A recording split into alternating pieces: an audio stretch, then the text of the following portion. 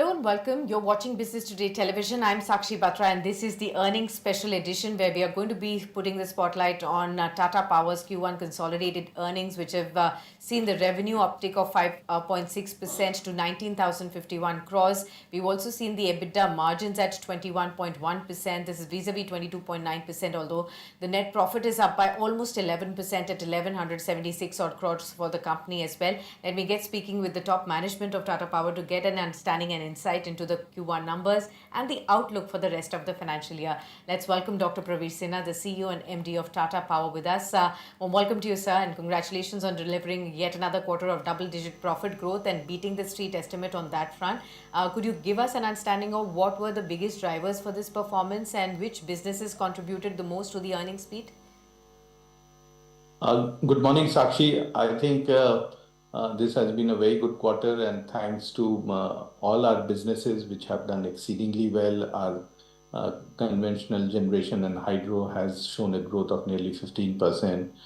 Transmission and distribution has shown a growth of again 15%, and renewable on overall basis has shown a growth of 20%.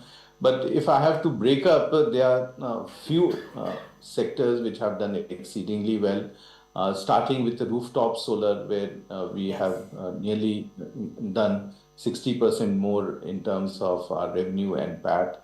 Looking at our manufacturing of solar cell and module, nearly 100% growth in terms of our PAT numbers, and this is because a very good yield in the plant, very high efficiency, and also cost optimization that has taken place because now the plant is fully stabilized and is operating at full capacity.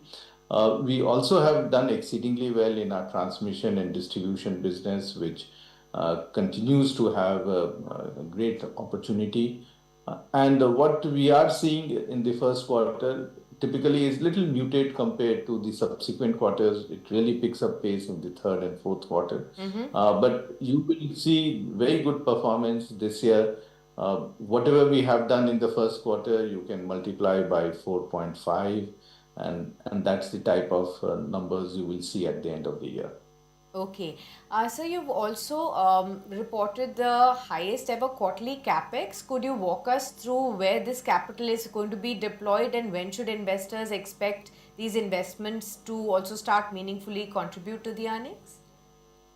So we do expect some of these will start showing results from the second quarter itself, because the large utility scale projects that we are doing, we commissioned 230 megawatt. There's another 500 megawatt which is absolutely ready, got delayed because the transmission arrangements were delayed, which we are now expecting will happen in next 1 to 2 weeks. And those will start producing power from mid of August onwards. So I think many of our renewable project investments that we are doing will start getting results within this quarter and next quarters. We also have done very good investment in our distribution and transmission business. Again, those will start showing the result from the third and fourth quarter. So many of the investments that we are doing, and this quarter was a record 5,300 crores. We expect the year will end with nearly 25,000 crores of investment. So excepting for some large gestation projects like the pumped hydro or the hydro, most of the projects will get completed in this year and we'll start seeing those results also in subsequent quarters. Sir, while we've seen the profitability remain strong for you, the margins have seen some pressure during the quarter. If you could help us understand which are the segments that have led to some margin contribution on the lower side here, and how could things improve for the financial year 2027? Yeah, so what happens is typically, especially in distribution business, the billing takes place in 1 month and then the margin comes in the subsequent month. Summer months, typically we have this challenge. But then if you see on a 12-month overall basis, we catch up and we expect that we will catch up in second and third quarter. So many of these are, I would say, is a timing issue.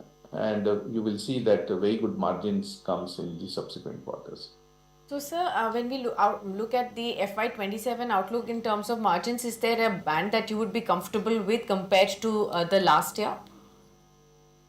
Yeah, it will be at least, I would say, 10 to 15% more. Okay, okay, fantastic. Let's also talk about the scaling up of your renewable energy portfolio, sir. How does the project pipeline look here, and what kind of additions do we expect over the next 12 to 18 months here in terms of capacities? So we have a pipeline of nearly 5.3 gigawatt, which is a mix of solar and wind and some battery. We are expecting 2.5 to 2.7 gigawatt to come in this financial year, and the balance in the next financial year. So all the land is acquired, all the evacuation is tied up, and we do expect that all these projects will get completed and commissioned in this financial year. And that's why for the subsequent years, in FY28, you will see again a huge increase in the profitability of the large utility scale projects. Similarly, some of our transmission projects and distribution projects, which we are implementing, that will also get implemented in this year. And so I think what we are seeing is that every year it is becoming better than the previous year. Every quarter is becoming better than the previous quarter. And that's why this is the 27th consecutive quarter in which we have shown growth in PAT and EBITDA. Absolutely, sir. Sir, even as you've talked about how India's overall power demand has grown 8.5% year on year, how is the outlook panning out to be? So it has been a very good in terms of power consumption. May was something like 11%, June was 9.8%, and we expect the whole year to be about 7% to 7%, more 7, I would say, because the rains have been less and also delayed in many parts of the country, which is leading to huge consumption of power. The air conditioning and cooling loads have increased tremendously. And what we find is that it is on a sustained basis. So the good news is that there is enough power that is being generated and supplied, and that is not becoming a bottleneck. And whatever increase that is taking place, we should be in a position to meet that requirement. And sir, what about the input prices? How did they pan out in the quarter gone by, and what's the outlook? So those are going to be at the similar level. I don't think we expect very large increases, and to that extent, we have large security of supply within the company, within the country, to ensure that we are not impacted by the global changes which are happening.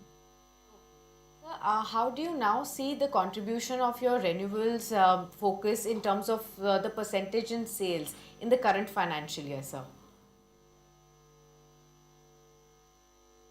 So typically we have seen that each of them have one-third contribution. So our generation and which is both coal and hydro, it has one-third. Transmission distribution has one-third, and renewable has Right. one-third. But in between, we find that within transmission, the transmission distribution has increased. Uh, but hopefully, once we have the 5 gigawatt of pipeline projects which gets completed in next 2 years, we would have nearly 40% coming from both the transmission distribution and from renewable, 40% each, and the balance 20% coming from conventional generation and also from some of the other businesses. Okay, so you've also announced setting up of 6,675 crores 10 gigawatt ingot and wafer manufacturing plant in Odisha. Give us an understanding and our viewers here. What is your overall expectation with this plant setup? Of course, by 2028 is when we will see the commissioning happen, and thereafter only will the books start to see its impact as well. But what is your own, understanding of this investment, sir? So this is a 10 gigawatt plant, but in two phases. The first phase we will do 5 gigawatt, because our existing cell and module plant is of 5 gigawatt, both Bangalore and Tirunelveli put together. We expect the work to start in the plant area by October, and it will take us 16 months to complete the project, including the trials and testing of it. And we expect by January 28 the plant to be operational. Of course, it will take a few months to stabilize production. And we want to do it before the timeline of June 28, which has been set by Government of India for local sourcing of cell and for local sourcing of ingot and wafer. So I think we are very much on track, and we do expect that this will again be a state-of-the-art plant which will meet the best performance parameters in the country. Absolutely. So, with record investments underway, how are you looking to balance both growth and capital discipline at Tata Power, sir? So basically, if the growth gives us returns, gives us good EBITDA, we should be in a position to finance the growth. Our typical metric is that at least 50% of the cash, that is 50% of our investment should come from the cash accrual of the company. And we are able to meet, in fact, we do something like more than 50%, up to 60%. So I think we are very much geared up to meet the future growth requirement. Infrastructure requires capex, but if it is good capex and good returns, then it can be supported. Our debt equity continues to be very good. It is at 1.2. We have also very, very strong other metrics in terms of our debt EBITDA. And again, many of these parameters we closely monitor it and calibrate it so that it is within the overall boundary limits that we have set for ourselves. Okay. So, also looking forward from here for investors, what could be the key growth triggers that investors should watch out for over the next 2 to 3 quarters of FY27 in terms of how the company is looking at prioritizing growth? So I think in next few quarters, you will see very good sustained performance in rooftop, in our manufacturing of cell and module, in our transmit and distribution business. You will see very good performance in the subsequent quarters, and also in the utility scale projects which we are implementing. And once they get implemented, then they start immediately operating at full capacity. So I think you will see a very widespread of benefits that will start coming in the subsequent quarters once some of these projects gets implemented. And of course, our existing operation will continue to be very stable. So that's very important, that how do we ensure that whatever assets we have, they operate at optimum level. And and we do expect the type of growth that we have seen in this quarter, it will further improve in the subsequent quarters. Fantastic, Dr. Sinha. Thank you so much for being with us and sharing all these wonderful insights. I wish you all the best for the upcoming quarters as well. Thank you so much for your time, sir.